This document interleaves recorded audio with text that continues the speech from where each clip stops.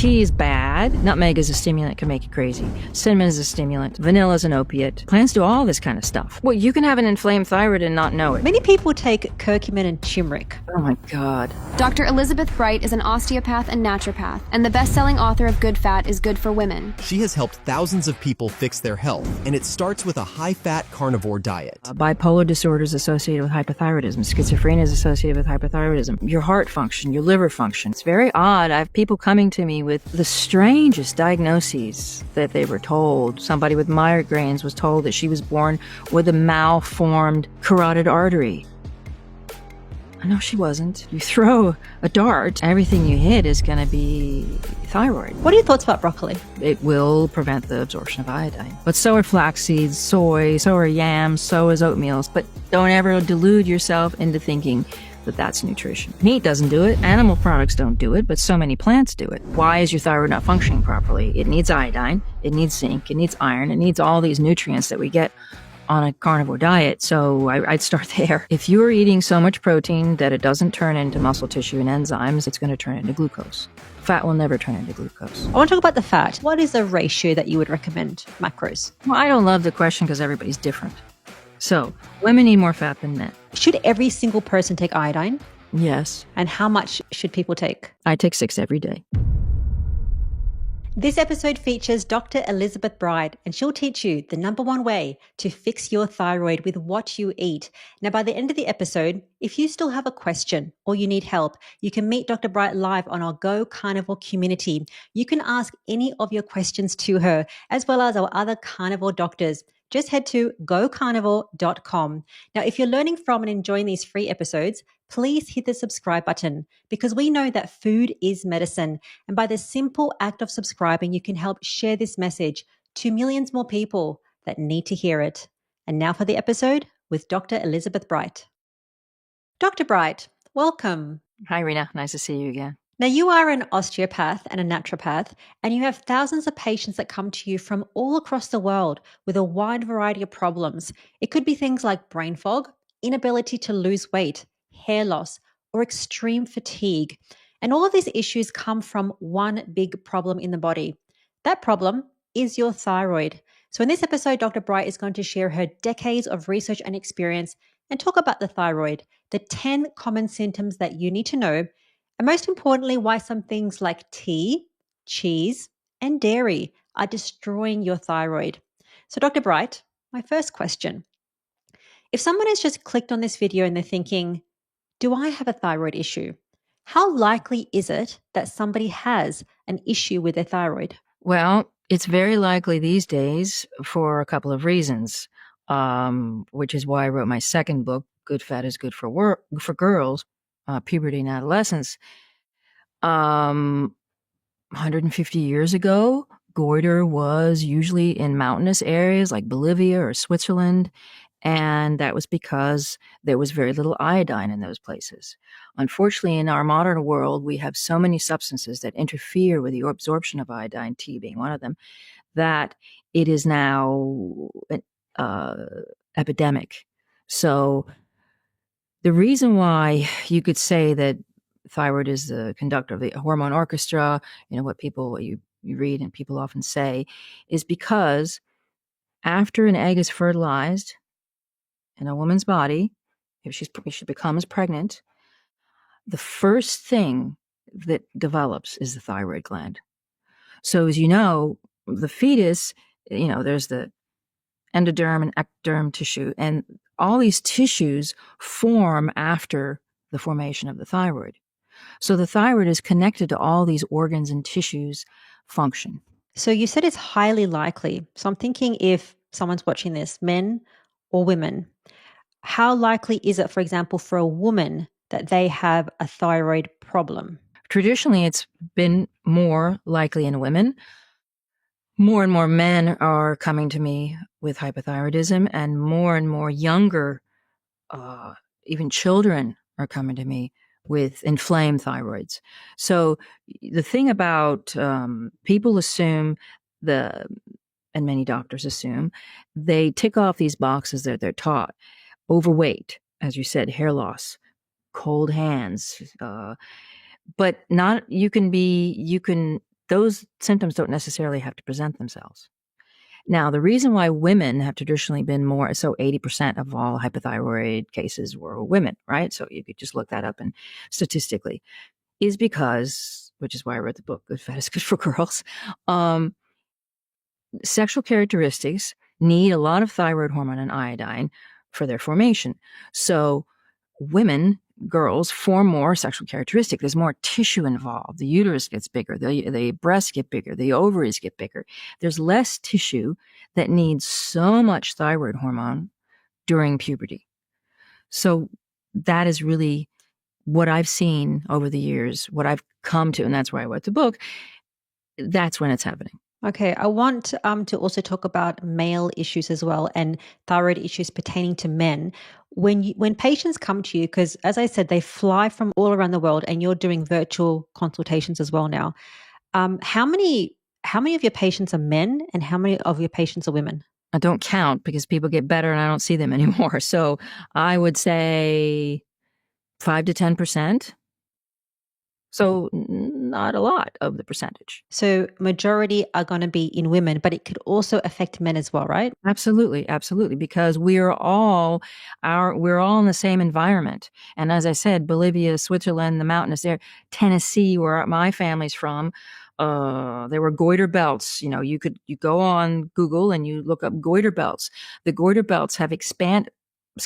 Iodine insufficiency is everywhere because of pollution, because of the foods we're now eating, because of PFAs, because of those, all our garbage is flying, is, like being sent to Indonesia and they're burning, all this stuff is happening that our air, people who didn't, the world is much smaller and it's very interconnected. So all the crap from the modern world is being pushed over to everywhere. And that's unfortunately why it's become so commonplace. Absolutely. I want to talk more about iodine a bit later because people are so fascinated about iodine. And then you have people saying, it's not good for you, it's great for you, what should I do and how much I should have. So we're going to talk about that a bit later. But I want to talk more about thyroid conditions because there are conditions that we hear of like low thyroid, so hypothyroidism, or an overactive thyroid, hyperthyroidism. Is that such a thing? Well, yes, in the sense that the thyroid is overproducing. But why is it overproducing? Instead of giving somebody what they figured out, they actually isolated methimazole from a farmer who saw that all his rabbits had goiter because they were eating cabbage leaves. So they isolated this chemical from brassica, which is why broccoli's bad and cabbage bad and kale is bad. And because those things, that substance that are in these vegetables, interfere with the absorption of iodine. So the thyroid gets bigger. Goiter is basically an inflamed thyroid. So it can either, in young people, it'll overproduce. It's like trying really hard to make hormones because it's essential to life. So this poor thyroid is being beaten on by inflammation, and it's like a hamster in a treadmill going really, really fast, and then usually it just crashes. But unfortunately, you can have symptoms like palpitations, high resting heart rate. You can have the eyes go forward because of the liquid that accumulates behind the eyes in both hyper and hypo. Liquid accumulates everywhere, like the hyaluronic acid that people are injecting in themselves, the fillers and stuff made out of the same stuff. So that's why it's all inflamed thyroid function. It's all low thyroid function due to the absence of iodine, the absence of certain nutrients, which is why I always recommend high-fat carnivore diet. So that's, really why I don't, the conditions hypo and hyper, you can't separate them, just like you can't separate adrenal function from thyroid function. Let's talk more about that a bit later. Adrenal function and thyroid function. Okay. And there are articles of all this stuff on my website. It's all connected. That's why it's so important. Like your hormones, your thyroid, adrenals, everything is all connected. So if somebody has a problem, it's not just coming from one issue. And also, quite interestingly, a lot of thyroid issues, it's not pertaining to the thyroid itself. It's outside issues or outside things affecting the thyroid. Is that correct? Yeah.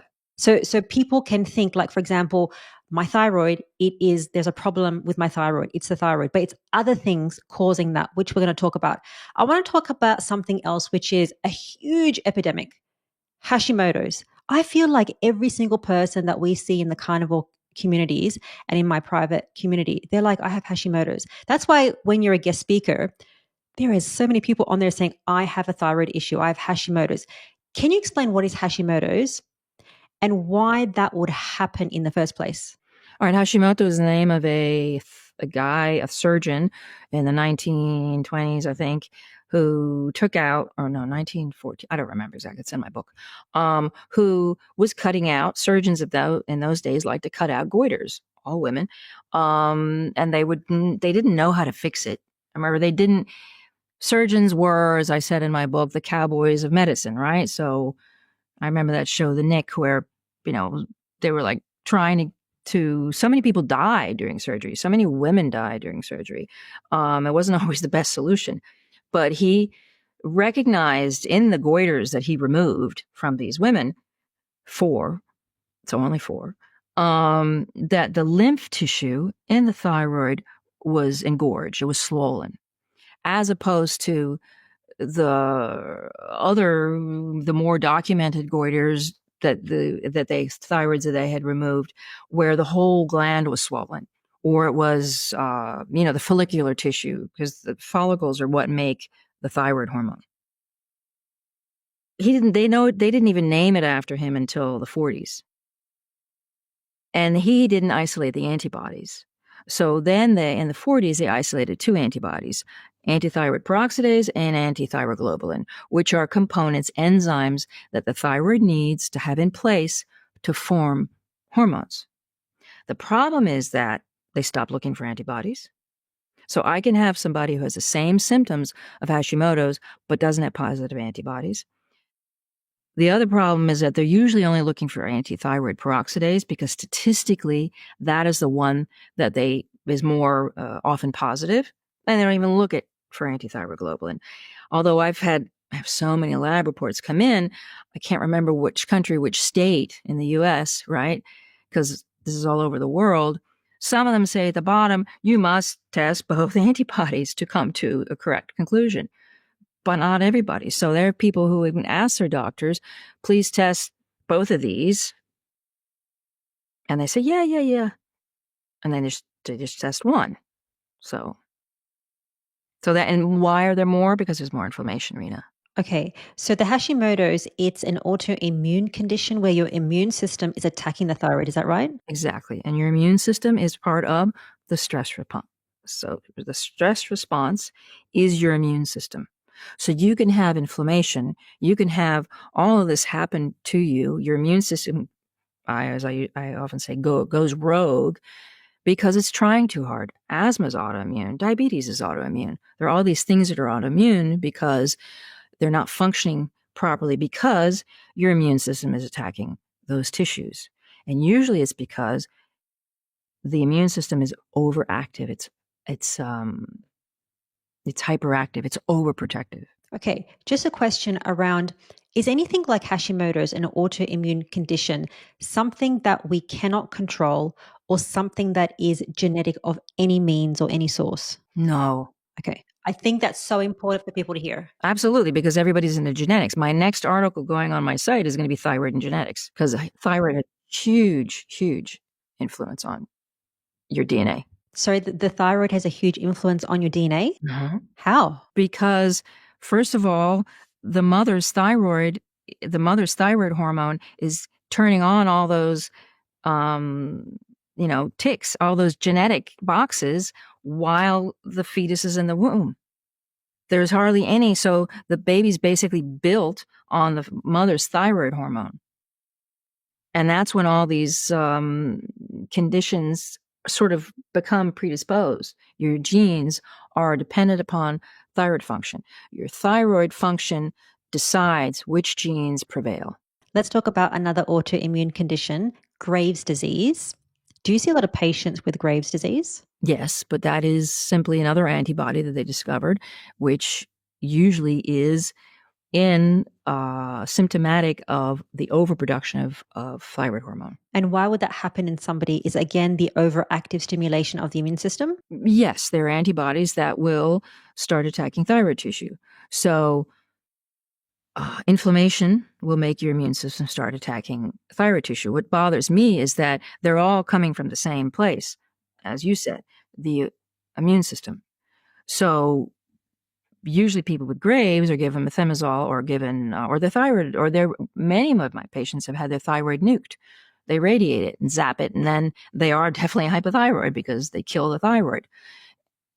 So yeah, it's a hyperthyroid associated, but still comes back to the same thing. It is actually an inflamed thyroid causing both the autoimmune response and the symptoms. If it comes to hypothyroidism, autoimmune conditions, do they all have the same solution to fix it? Yeah. Okay, we're going to talk about that solution. But before I do that, I want to ask you about you, Dr. Bright, because you are quite unconventional in your approach to this solution to fix all thyroid disorders.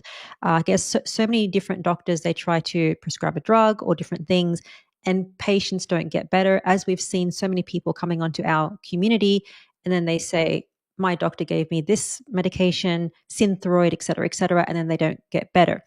How did you get so interested in the thyroid? Because you are an expert in the thyroid, and then with hormones and also the adrenals. Because I went back to school and I made a connection between my mom, who was diagnosed late. And my mom, when I was a kid, was often depressed. And my mom had periods of being overweight, had periods of yo-yo dieting, and then she was just emaciated. And right around the time they diagnosed her, in her 50s, I was like, I don't know, 18. And I remember this little white pill she took. She took levothyroxine. But before that, when I went back to school, I learned that that low thyroid function causes carpal tunnel syndrome and tarsal tunnel syndrome. And I remember when my mom, I was 11, had tarsal tunnel surgery, and it was the most horrible and painful experience she'd ever had. And this really affected me. And I was just putting all this stuff, and she's from Tennessee. So I was putting all this stuff together, and all these lights were going off. And I said, wow, my aunt didn't get out of bed for a year. She wrote a book. And my grandma was always, kind of mean to my aunt because she would say, oh, she doesn't clean the house. She doesn't take care of the kids, because she was just lying. She had no energy. And so all these things kind of congealed in my head. Wow. And so I just followed that path and did a lot of research, and it blew my mind. Absolutely. And we're going to talk about some things that people say to fix your thyroid, but you're totally against it. But prior to that, I want to ask you about the thyroid, because I think people might not understand, first of all, where is the thyroid? Here, And what does it do in the body? everything.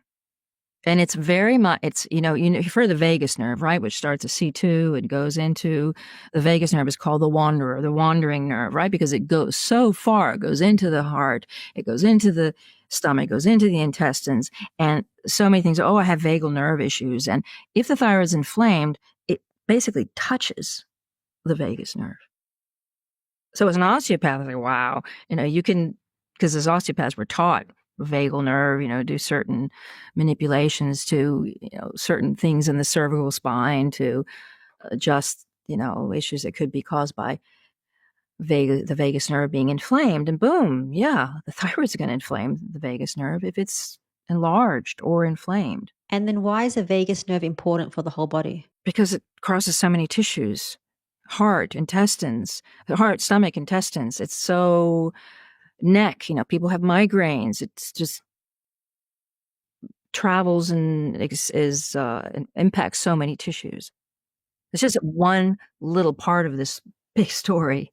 But we're talking about the placement of the organ, Rena. So it's so close to the vagus nerve that it's just an example of how it can affect so many tissues just by its location. And you mentioned that the thyroid affects everything. So this is why when patients come to you with so many different problems, that can be the reason why it comes down to the thyroid. So can you explain what the thyroid controls, like very high level, very basic things so that people can understand? The brain, how much energy, metabolism. So how much T3 your brain has will affect your mood. Bipolar disorder is associated with hypothyroidism. Schizophrenia is associated with hypothyroidism.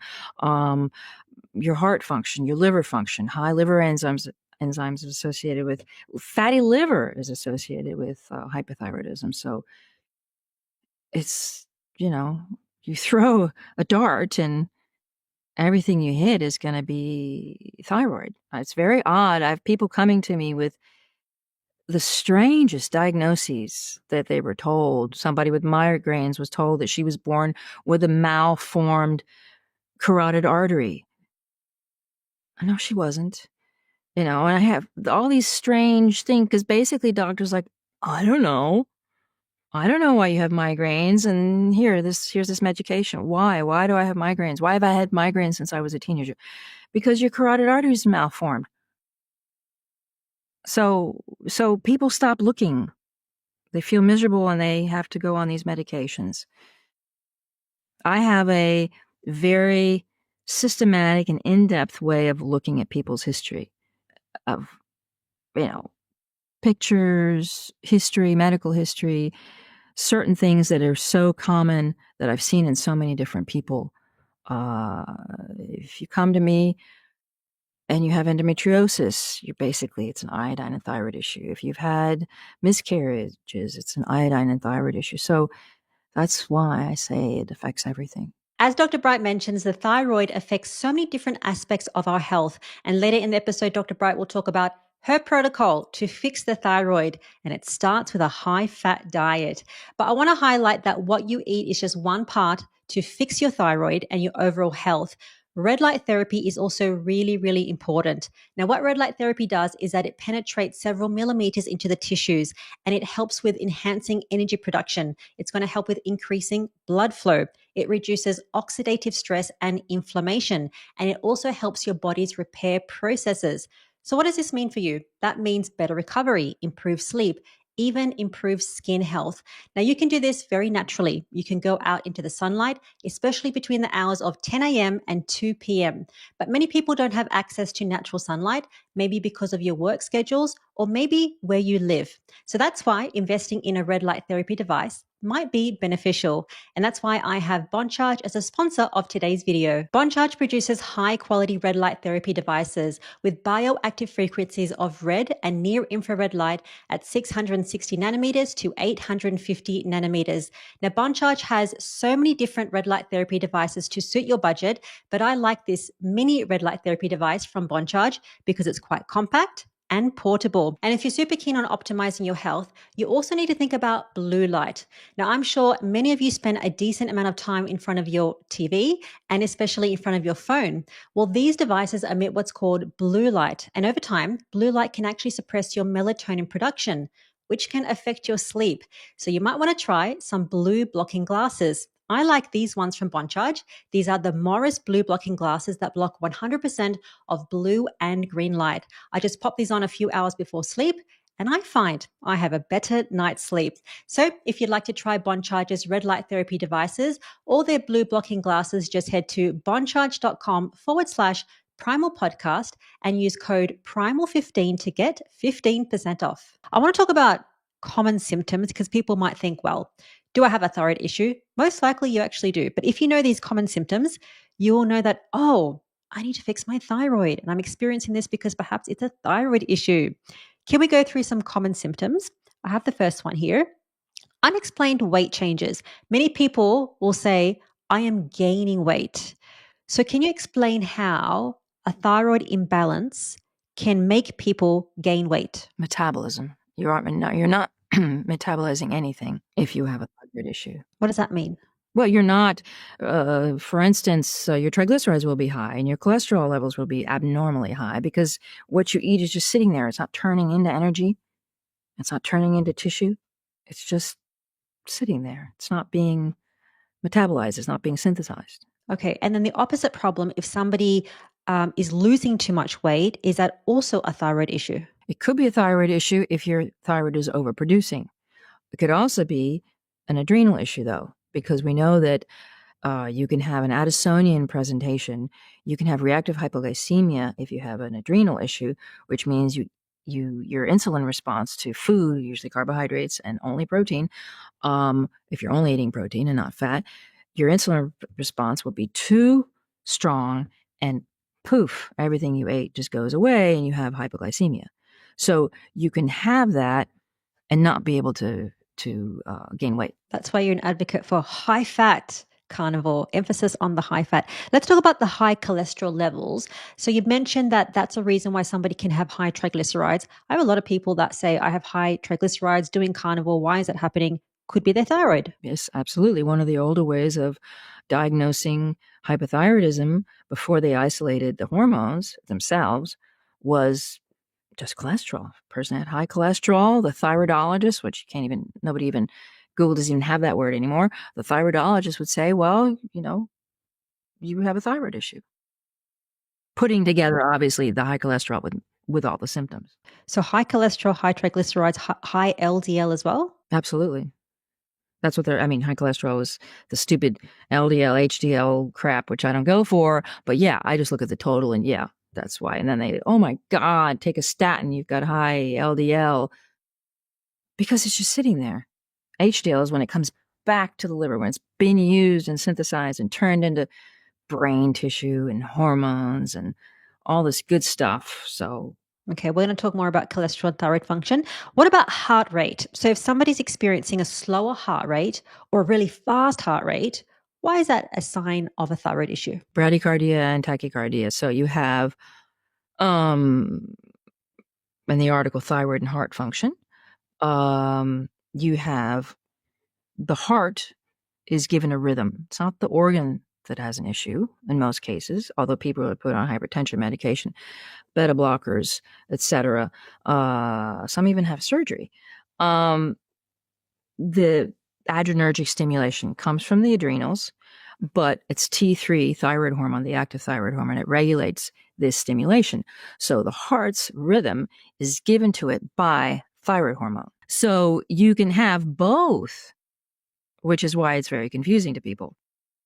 You can have both the low heart rate, that is, you have low blood pressure, low pulse with hypothyroidism, right? Because you can actually lie down though and hear your heart beating hard, but slow. But then you can have the fast because usually that's associated with the inflamed thyroid. Let's get to the next one. Memory issues or brain fog. I think brain fog is a big one. It is. Yeah. Remember, the brain doesn't get the energy it needs if you're hypothyroid. And why is that? Because T3 is what makes the brain go. And what is T3? Thyroid hormone, 3 iodine molecules. It's the active thyroid hormone. Unfortunately, you can't measure brain levels of thyroid hormone. And TSH does not talk to the brain. So when you're measuring TSH, article explaining that on my website, when you measure TSH, you're not measuring the function of your brain that is affected by low thyroid function. It won't be it doesn't, only certain tissues in the body use TSH to communicate, which is a pituitary hormone. It's not even a thyroid hormone. Use TSH to communicate with the thyroid and say, I want more. Only a few tissues. Does that mean that if somebody has low thyroid, that can cause dementia or Alzheimer's because it affects the brain? And Parkinson's, yes. And yes, and mental health issues and children born with autism and learning disabilities and yeah. So do you think the number one thing that people can do to fix their all health conditions is to fix their thyroid? Well, first they should take iodine, right? And eat a high-fat carnivore diet, because it's not just why is your thyroid not functioning properly? It needs iodine, it needs zinc, it needs iron, it needs all these nutrients that we get on a carnivore diet. So I'd start there, because very simply, it could just be you're eating oatmeal, drinking oat milk in your, Starbucks, whatever, and you're preventing, or you're drinking tea and you're preventing the absorption of iodine. Absolutely. Okay, next one is hair and eyebrow thinning, creating thyroid issues. Yes, that is basically the nutrition doesn't get to the top of your head, because in a low thyroid state, you'll have, you know, things that keep you alive. Your hair doesn't keep you alive. Your nails don't keep you alive. Your eyebrows don't keep you alive. But these organs keep you alive. So the small amount of thyroid hormone is just going there. Ah, I understand. You don't have enough thyroid hormone, and so then it's not going to your hair and your nails and your skin because that's not what's keeping you alive. What's keeping you alive is your essential organs. Got it. That makes sense. Okay, feeling cold or hot all the time. Yeah, metabolism. So hot all the time would be, geez, adrenal. Hot flashes are always adrenal, but you can have this weird situation of uh, the thyroid is over and underproducing. So you can be hot one day, cold the next. It regulates body temperature. So your temperature is very important. And you can also just be hot because you have stress. So your stress response, which is what hot flashes are, will cause a vasomotor reaction and you'll be hot. So the problem is that thyroid function, hypothyroidism is it's like they knew a lot 50 years ago and then they threw it all out and all they kept was overweight, cold, eyes popping out. That's all they kept. They kept a few, because when you're going through, you're seeing 50 patients at whatever health insurance you're seeing. That's how it is in Italy. GP sees all these patients and doesn't even take their blood pressure, look at their look at their tongue, do anything to them, and they just basically have crib notes on everything, and they come to a very quick conclusion, which is usually, here, take this pill. Mm-hmm. Okay, so the next one is dry, flaky, itchy skin. Yeah, again with the nutrition, not getting to your skin. Who cares about your skin? You want to keep your heart going and your liver going. So that is very, very similar to the hair and the eyebrow thinning, is that the thyroid hormone is trying to keep you alive and not trying to help you with the other things like skin, hair, and nails. Is that the same as puffy face and eyes? Well, Rena, so the problem is with this, you can have somebody who has none of those symptoms, flaky skin, hair falling out, brain fog, but they'll have 10 other symptoms that nobody associates with thyroid function, because basically your thyroid uses a sympathetic nervous system, besides the nutrition part of not getting to your top of your head, to communicate. So it could be anything. And I've had people that I've treated who didn't have their hair falling out. And then all of a sudden we start treating them, but they had depression, they had, suicidal ideation, but their hair was fine. And then we started treating it and boom, that all got better, but then their hair started to fall out temporarily, because there's so much work. The healing takes a long time, but also you have a body that is a physiology that is downregulated. So basically, all these lights are switched off. It's like you have a mall with 100 stores and only 2 have the lights on. If you turn all those lights on at once, there'll be a fuse blown, right? So you have to go very slowly to sort of walk backwards and turn everything on in a gentle way. Okay, let's talk about some other signs and symptoms, which you already mentioned: the bulging eyes, dry eyes, or double vision. That is a sign of thyroid impairment. Well, you could also just have vision issues because you have hyaluronic acid, goopy crap behind your eyes, just like people go deaf if they're hypothyroid because their inner ear gets the goopy hyaluronic acid stuck in it. And I keep saying hyaluronic acid because I don't like it that people are injecting it. That's so funny. Okay, changes in bowel movement, so diarrhea, constipation. Yes, absolutely. Hyper and hypo functioning thyroid. Okay, last one, which is a common symptom, obviously the goiter. So you mentioned that earlier. Can you explain what that is and what that looks like on the body? Well, you can have an inflamed thyroid and not know it. You can have a small enlarged thyroid and not know. I mean, you can have a thyroid that is a bit enlarged and not know it. But goiter obviously is associated with this big lump, but usually it's caught by that time. Usually the doctor will say, you've got a big bump on your thyroid. The problem is they're taught to palpate. We're taught to palpate the thyroid, right? But the thyroid can have nodules on it, which you often can't palpate.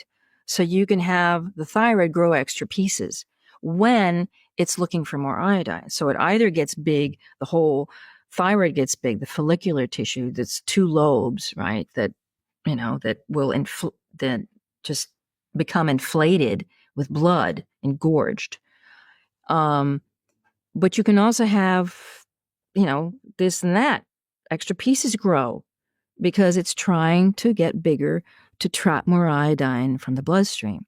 So you can have goiter of the thyroid, and I call fibrocystic breasts, fibroids and cysts in the ovaries and uterus. I call those goiters of those tissues because for the same reason, getting bigger, anomalous growth in order to get more iodine. Those tissues need a ton of iodine. Okay, I want to talk about the connection between, because that's interesting that you said that. Let's first talk about the connection between cholesterol and the thyroid. So many people, they're trying to do low fat diets or they're trying to lower their cholesterol. Why is that bad for thyroid? It's bad because you're not eating any fat, which means your adrenals aren't getting any way to make hormones. Remember, the thyroid works very closely with the adrenals. So no fat, no cholesterol, no stress response, no way to address inflammation. That's basically why. And every single hormone is produced by cholesterol. No, only steroid hormones are produced. Thyroid is a peptide, so it's a protein-based hormone. But everything works together in the body. So, as I said, the adrenals work closely with thyroid function. So if you don't have any fat, there isn't going to be any adrenal participation and thyroid function. Okay. And when it comes to young adults or adolescents, is that why so many women are having reproductive issues? Absolutely. Because of their cholesterol, lowering cholesterol, not getting enough iodine, and eating crap. Yeah, lowering cholesterol. You can't make estrogen and progesterone and any of these supposed sex hormones. They're sex steroids. They're not even that. They do a whole bunch of other stuff that's not involved with reproductive function. And so they will have an irregular production of those hormones. So if you look at the hormone cascade, you have cholesterol at the top, and all this cholesterol is supposed to be, every molecule is supposed to be altered and will turn into, all the way at the end of the cascade, estrogen. But along the way, it has to jump through all these hoops, and every hoop is regulated by thyroid hormone. That's why you need cholesterol and you need enough LDL and everything in the body, and you need fat to regulate thyroid. I want to talk about things that affect the thyroid because these are common things that I think people eat every single day. The first one, broccoli. What are your thoughts about broccoli? Well, it's brassica, so it's like the farmer with his rabbits with goiter. It will prevent the absorption of iodine, hence cause thyroid issues. So broccoli and cauliflower and cabbage and kale, they're part of the goitrogenic family of foods. Can you explain what does that mean, goitrogenic foods? Prevents the absorption of iodine, causing goiter. But so are flax seeds, so are, soy, so are yams, so is oatmeal, it's unending. No meat. Meat doesn't do it. Fat animal products don't do it, but so many plants do it. You mentioned that animal products don't do it. Well, dairy is an animal product. And you mentioned the devil in milk or the devil in dairy. There's a book called The Devil in Milk. That's why I say that, by an Australian researcher. So why is it that an animal product like cheese or milk can affect the thyroid? Because it's inflammatory, just like gluten can affect the thyroid. So the point is that the thyroid is this big ball of blood it's the adrenals are basically as tough as the bottom of your shoes, but the thyroid is this very delicate, spongy thing, which is very, very much affected by inflammation, way before your adrenal tissue per se. So these foods prevent the absorption of iodine, and that can be inflammatory in so many ways. So would you like not ever eat cheese and not have dairy? Well, cheese, we are the only animal that eats another animal's milk, right? So if you can get cheese made out of breast milk, go ahead. But you can't. So if you have an issue, usually I say my program is, let's see what's causing the issue. You can get away. I mean, as I say all the time, I'll eat an ice cream once a month, maybe. I'll have, I don't know, we're going to Paris. I might have a piece of cheese. Probably not. I'll have a croissant more likely, um, but they're both, I don't have any issues. I don't have any health issues. I don't have thyroid inflammation. I don't have, so once in a while, if your immune system is not damaged, if it is not producing, if it's not attacking you, once in a while it's okay. But if you do it every day, like our humankind has done since we started growing grain, right? That's when it becomes an issue. Absolutely. I love the fact that you are a little bit flexible with your high fat carnivore lifestyle. I think people think it's all or nothing. I want to talk about the different types of carnivore because how funny. Carnivore is so simple, but then it's like there's different types. Let's get back to the things that affect the thyroid. Tea. What are your thoughts about tea? Did an article on that. Tea is bad because it is grown in fluoride-rich soil. So tea, I found this amazing paper, can't remember his name, but an Irish researcher who basically said, please, to his countrymen, please don't drink tea. Irish soil is so full of fluoride already. If you drink tea, it's causing fluorosis. So, fractured bones, forget hypothyroidism, fractured bones, learning disabilities, all these things that are caused by fluoride preventing the absorption of iodine. I mean, it takes years to get fluoride out of your bones. They just suck up the fluoride. And fluoride is a halide, and iodine is a halide. So tea prevents the absorption of iodine, which we all need. Is that all types of tea? Black tea, matcha tea, green tea? All types of tea. They're all grown in the same soil. They're all grown in the same soil. And the research that I did, I mean, I lived in China. I used to love tea. But you can actually I documented congenital hypothyroidism is highest in tea growing areas of India and China. Is that the same as coffee? No, coffee does not prevent the absorption of iodine. But for your thyroid, does coffee affect the thyroid? Stimulants affect the thyroid, absolutely. Coffee is a stimulant. Oh my God, everybody has tea and coffee. That's going to be very controversial. Okay, let's move on to nuts because you don't like Brazil nuts. No, because they're poisonous. So walnuts, I mean, you have a scale of nuts they're all evil. The least evil, I guess, would be macadamia because they have more cholesterol, wrong word, plant sterols, more sterols. Everybody eats them on a keto diet because they think, and just the plant sterol is not an antinutrient in this case, right? You could say that plant sterols are antinutrients because they are estrogenic. They are estrogen disruptors, I'm sorry. But, peanuts are legumes. They're not even nuts. All these things are so full of antinutrients, which will cause inflammation, which will cause eventually a thyroid issue.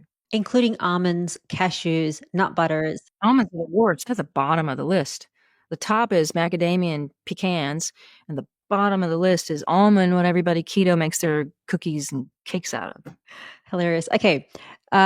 Fake sugars, artificial sugars. But I also want to ask you about monk fruit and stevia. Not a fan. But does that affect your thyroid? Fake sugars will make your sympathetic nervous system think, sugar. It will remember. I remember sugar. Let's do this. Boom. Let's get stimulated. So it can be a stimulant. And sorry, monk fruit and stevia come from plants, and they are somewhat inflammatory to the gut. How are they inflammatory to the gut? Because they're plants. Last few here, soy and oats. That's just rubbish, so don't have those. But many people take curcumin and turmeric. Same thing. Oh my God. Yeah, all those, it has, flavonols and phytochemicals that are supposedly anti-inflammatory. No, fat is anti-inflammatory. Animal fat is anti-inflammatory. Not spices. Not spices. Spices come from plants, obviously, right? So nutmeg is a stimulant, can make you crazy. Cinnamon is a stimulant. Vanilla is an opiate. Plants do all this kind of stuff. So pepper raises, sympathetic nervous system because it's a stimulant. That's why carnivore is so great. Let's talk about the solutions, okay? First question for you. Can a low thyroid function be reversed or cured? Absolutely. Unless you have this, okay. You can have, or if your thyroid has been nuked, no. If they've cut out half of it or a big piece of it, no. You're going to have to supplement with natural desiccated thyroid, not levothyroxine. You're going to have to give yourself adequate hormone. So I had a patient came to me with half a thyroid and nobody said anything. Nobody's like, you need thyroid hormone to function. Okay, let's talk more about the hormones and why you shouldn't use levothyroxine a bit later. Let's talk about iodine because I think people want to know about iodine. Should every single person take iodine? Yes. It's the halides and fluoride and PFAs are so pervasive today and what they eat. Yes, they are preventing the absorption of iodine. As I said, 150 years ago, not everybody needed iodine. Well, they needed it, but the sources were more, all cheese used to have one plus for cheese. They used to, use iodine to clean the cow's teats. So iodine would go into the cheese, but then they figured out that, bleach was cheaper, not cleaner, cheaper, and bleach is a halide. So no more, cheese is no longer a source of iodine. Can we talk about the type of iodine? Glucose solution is made out of both. It's made out of potassium iodide, and the potassium iodide makes the elemental iodine, which is what we need, soluble. So we can absorb it. So a lot of people are told not to take iodine. You're going to grow 3 heads if you take iodine, but take potassium iodide, which is not going to, it might give the thyroid a little bit of help, but it certainly won't help your breast tissue, help your uterine tissue, help your prostate tissue, help your ovarian tissue. So which part of the Lugol's iodine helps with the tissues? Both. You need both. You need Lugol's, invented, 200 years ago, and pretty damn cheap and effective. Okay, I think a lot of people are going to have that question because they don't know what to take. They just take something that is just iodine and then they don't know what's in it. Lugol's. Has to say Lugol's. It's a recipe. It's like a solution that was invented by Jean Lugol. So you can't go wrong if it says Lugol's. And how much should people take? It depends. I would say, in the 80s, to reach sufficiency in a state that was already sufficient, you needed 2 drops. In the 80s. Today, with all this increased pollution and I'm thinking Italian inquinamento, possibility of consuming substances that prevent the absorption of iodine, I would say a minimum of 4 drops of 5% if you're already sufficient. If you're sufficient, we have to see, but I would say, I take 6. I take 6 every day. Is that safe? It's totally safe to take, 4 drops, 6 drops? Absolutely, it's safe. It depends. If your thyroid has 3 extra pieces attached to it, if it grew more, it'll it can overreact to the iodine because, there's so much fluoride parked in the iodine parking places, and you might have hypersymptoms. So you need to get that. You need to detox that stuff, the fluoride. And what if somebody has active thyroid problems? So if they have like hypothyroid, Hashimoto's, Graves' disease is overactive. How much iodine should they take in that sense? I don't know. There's no magic number because it's not just the thyroid. It's not just, there's also, iodine is hugely necessary for the stress response. So the adrenals use it too. So you can't, there's no magic number. So should they consult with you if they want to know how much? Probably. Okay, well, I'm going to leave a link for Dr. Bright in the Primal Labs, which is spelling out everything from this episode. So there'll be a link for you if they want to book with you. But you're probably overwhelmed with so many patients coming to see you.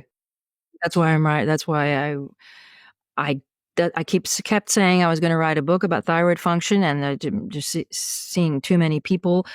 Thyroid function. I mean, hypothyroidism causes gallbladder issues.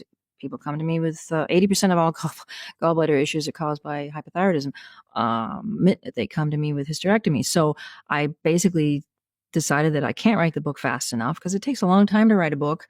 Because you have to make it nice. So, and it has to be edited and it has to be formatted.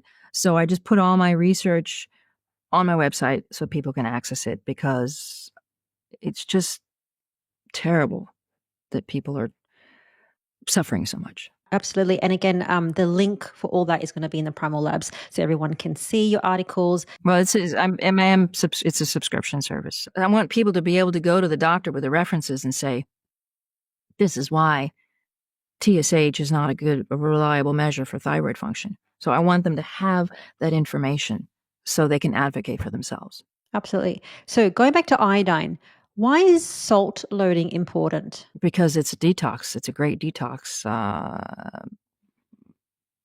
for the halides, because the iodine combined with the salt will push those halides out of the thyroid receptor parking places. So if people want to do salt loading, how do you do that if you want to start iodine? You have a half a teaspoon of salt in a glass of water, follow it with a regular glass of water, and you do that till you have to pee for a week. Is that while taking iodine or before you start taking iodine? I usually have people on a teeny tiny dose of iodine, yeah. You need the iodine because you have to push. It's the iodine combined with the salt that creates the detox. Okay. I think a lot of people don't know that, and that's why maybe they might take iodine and not feel so great in a small proportion of people. Let's talk about fat to fix the thyroid. Why is fat so important? Because it's an anti-inflammatory and it gives you adrenal function. So when we talk about foods to eat, you like the carnivore diet, and you say that it depends on what type of carnivore diet you're doing. What is the type of carnivore diet that you do to heal hormones and fix the thyroid? High-fat carnivore diet. So if you're eating so much protein that it doesn't turn into muscle tissue and enzymes, it's going to turn into glucose. Fat will never turn into glucose. And how much protein is too much? It really depends. I mean, I would say if you're ripping your muscle tissue by going to the gym and lifting heavy, you're going to need more protein than most people. But it depends on what you're trying to do. So if somebody comes to me on fire, I will give them more fat for a certain amount of time, and then they can add more protein. I mean, I just went paddleboarding this morning for an hour something, and I just had my decaf with butter and an egg yolk. And I did 6K, and the wind was, and I have felt great. So, I mean, I had a big bite of fat before this interview, so I can be all cool, calm, and collected. Have you had lunch though? Like you've had your ribeye? Sure, it's 4. It was 4 when we started. Yeah, I had my steak with a big hunk of butter on it for lunch. Okay, so it sounds like you eat a lot of butter, and it sounds like you have a lot of ribeye, which I know because I ate with you in Italy. So I know this stuff, but just in case people there don't know. So I want to talk about the fat. In terms of ratios, I know that you don't love that question, but if somebody is healing, what is a ratio that you would recommend macros? Well, I don't love the question because everybody's different. So women need more fat than men. I would say an inflamed female would need 80-20. I would say an inflamed male could get away with 75-25, 70-30.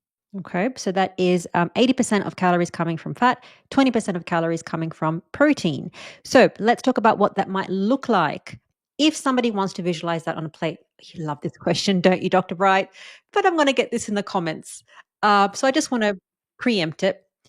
What might that look like so people can visualize, oh, okay, this much meat, this much fat? Okay, somebody who's 5'6", 5'7", 170 cm, something like that. It would look like a pound of beef and 4 ounces of butter, or 125 grams, 100 grams of butter.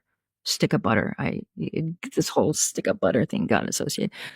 It's like, so I said a pound of meat and a pound of, a stick of butter, because pretty much a stick of butter is 4 ounces, if I remember correctly, in the US. I haven't been there in a while. So all butter in Italy is 125 grams things, right? So there's fat in the meat.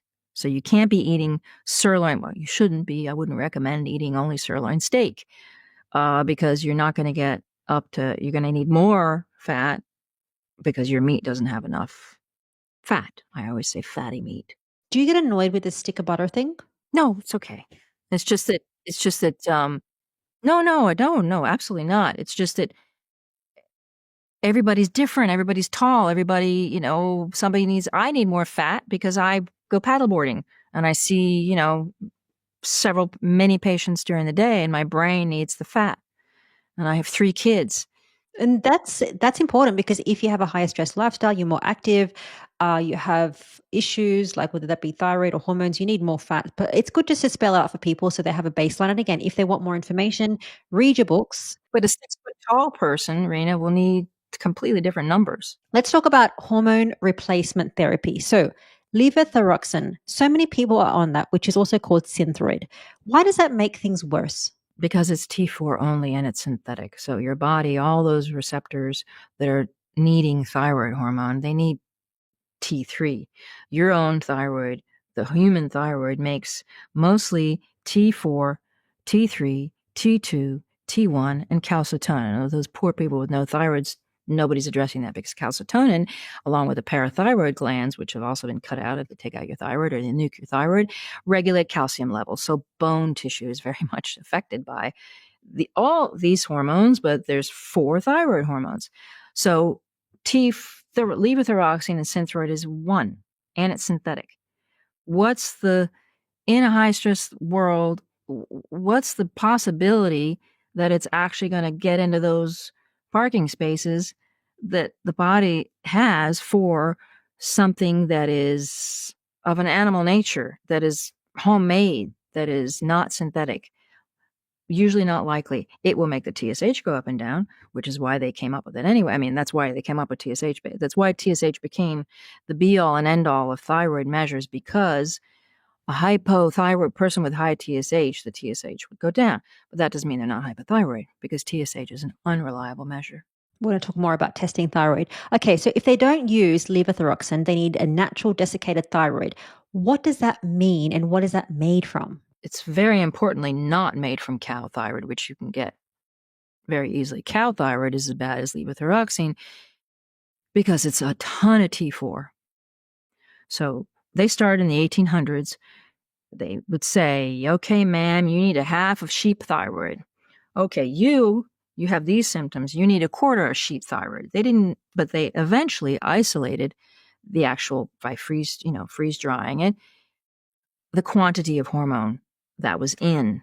First they started with sheep, and then they figured out that pig production was almost exactly like human. So that's why we ended up with pig thyroid, and it, boom, immediately became a medication. Whereas cow thyroid is not a medication. Is that the Armour? Yes, Armour. So is that okay to take, the Armour desiccated? Okay, so that's good. That's good. So that mimics the human thyroid. It is Yes, it is. It is. Yes, absolutely. The receptors say, wow, this is homemade. Got it. Now, why is it not a good idea to take your thyroid meds on the day of testing your thyroid? Because you'll be measuring the meds. You won't be measuring what your thyroid's able to produce. So they should not take the meds on the day or before, or Well, Centroid doesn't matter because that's T4, it's inactive. T3 is active. T2 is active. T1 is active. T4 is inactive. It's like a protohormone. It's waiting to be turned into T3, T2, T1, which is done in peripheral tissues as needed throughout the day. how do blood pressure medications affect the thyroid? They prevent the conversion of T4 to T3. Well, they just interfere with it. So many things interfere with the conversion. Cannabis interferes with the conversion of T4 to T3. Let's talk about testing the thyroid. Now, you mentioned many times TSH is not the entire story. Why not? Because it's not a thyroid hormone. Because there are three ways. Well, there are selenocysteines, which are enzymes which convert the T4 to T3, T2, T1, and there's three kinds. There's D1, D2, and D3. Certain tissues, the kidneys, the liver, are D2 tissues, and they will use TSH to say, I need more. The D1 tissues won't. D1 is brain. So, hope I'm getting that right. But anyway, that is why you need to measure free T3 and free T4 because the TSH is not a reliable measure. It's not a thyroid hormone, it's a pituitary hormone. So, you mentioned that only half the tissues use TSH to communicate with the whole body. Is that correct? Few tissues. Yeah, I said half, but we don't know exactly. But we know that not all tissues use TSH to tell the thyroid we need more, specifically the brain. So, if somebody wants to go to their doctor and ask for tests, what would be just the basic ones to test your thyroid? Free T3, free T4. If you have inflammation, you definitely want to do the antibodies. And that is the thyroid peroxidase antibodies. And antiglobulin, antithyroglobulin. Last question for you, fasting. People they like fasting because they want to lose weight. They like fasting because they're high on cortisol, just like they love marathons and they love CrossFit. They're high on cortisol. So cortisol is inflammatory, but it also produces endorphins, which makes you feel good for a little bit for a certain amount of time. So you can be and saunas and ice baths. These things will exaggerate. That will affect your stress response. So fasting will cause your cortisol levels to be high for a certain amount of time. Over time, the body doesn't like high cortisol because it's inflammatory, just like cortisone shots are inflammatory because they raise cortisol levels. When I was in school, we were taught to barely touch people who have a history of taking cortisone shots because their bones would just fracture. So if somebody has pain or inflammation and they have a cortisone shot, that's not a good idea. No, go on a high-fat carnivore diet. Remove stimulants. Absolutely not. Cortisone shots are horrible. So anyway, fasting raises cortisol. Eventually, the brain will say, oh my God, this person's on fire. I'm just going to turn off the production of cortisol. And then you have low cortisol, which causes autoimmune issues. So then I think people might be thinking, well, how should I eat? What is a pattern of eating that, for example, you would eat or you would tell your patients to eat? A high fat in the morning, some protein. I just have protein, a steak for lunch with butter on it and a steak for dinner. If I make my own beef jerky with a lot of fat on it. And my butcher just doesn't trim it. So it has this wonderful globs of dehydrated fat. Tallow bars. It's pretty simple. My husband eats chicken and pork. I don't really like it. Not because I just don't. I've heard my patients say they feel more nourished on steak. I feel more nourished on steak. It doesn't have to be grass fed. I use beef ribs because they're really fatty. So that's how. And as you said before, it doesn't have to be 100% all the time. It's while you're healing. And then you'll be strong enough to eat some crap. But don't ever delude yourself into thinking that's nutrition. That the others, as humans, the animal fat and the animal protein is our nutrition. That's how we evolved our brains. And Well, Dr. Bright, thank you so much for this absolutely comprehensive solution to fix our thyroid. Sounds like it's fat, and more fat, plus some iodine. You wrote 2 books, Good Fat is Good for Women, Good Fat is Good for Girls. Can you explain what people will get from reading those 2 books? well, the first book is about what uh, what propaganda menopause is. Menopause is not propaganda. Menopause is a wonderful thing. Women live longer and are vibrant because of menopause, so they stop having children at 50, 52 because unlike chimps who don't have menopause, they die because they basically have kids until they die. So menopause is a good thing, and it addresses every single symptom associated with menopause and the other fictitious perimenopause, and it gives you a solution. It explains why you might be having the hot flashes, et cetera, et cetera. It basically addresses adrenal function more. The second book, Good Fat is Good for Girls, addresses iodine and thyroid and how important both of those are for puberty and the rest of your life, because how your puberty turns out basically sets you up for the rest of your life. Wonderful. Well, Dr. Bright, thank you so much. All the links for everything is going to be in the Primal Lab so people can just pick and choose and see everything that you have available. Thank you so much again. And I'm sure we're going to see you very, very soon. Okay. Nice to see you. Thank you for joining me today on this episode with Dr. Elizabeth Bright. If you would like to learn more about the thyroid, how to fix the thyroid, foods to avoid, as Dr. Bright mentions, and exactly what to eat, you can go to the Primal Labs. Basically, there is a link in the description of this video. You click on that and open it, and all the information is going to be there. Now, if you're learning from and enjoying these free episodes, please hit the subscribe button because that's an excellent zero-cost way to support this free health podcast. Now, you can also find me on other social media accounts. I'm on Instagram and on Twitter, as I generally share different information to what you'll see here on YouTube. The name for all the social medias is The Primal Podcast. And if you love this episode, you'll also love another episode I did with Dr. Annette Bosworth. She talks about the #1 way to fix insulin resistance and why it starts with a ketogenic diet and ketones. She'll talk about the 10 common symptoms that you need to know and why you should try a butter-only day. Finally, thank you for your interest in root cause healing, and I'll see you next week.